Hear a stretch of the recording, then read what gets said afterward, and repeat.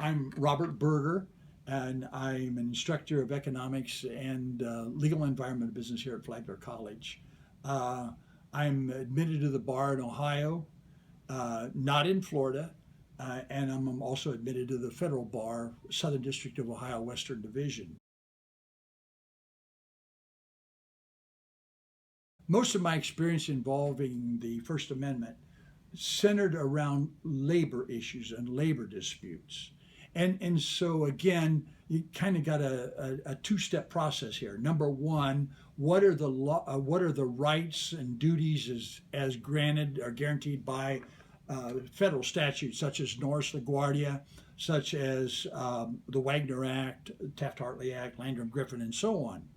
Then once that's determined, then as far as the right of peaceful protest and picketing, then the First Amendment of the Constitution comes into play. Absolutely right.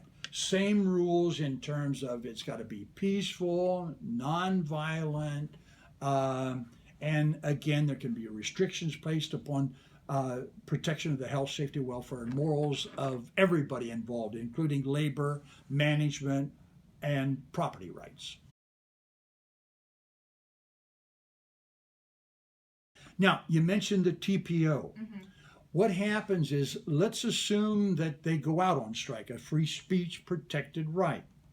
However, there's allegations that they're engaged in violent picketing. There's threats being made.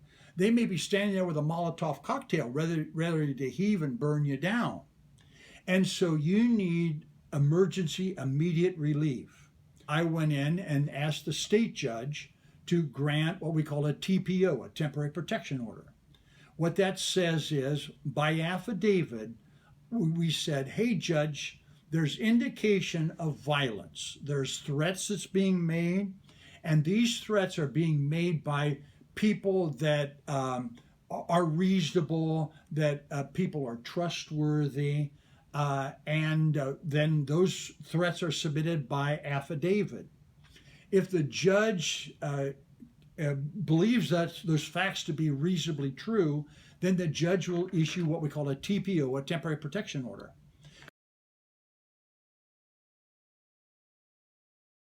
The judge may set up guidelines such as number of pickets, place and location of pickets, and those acts that the picketers can engage in or not engage in.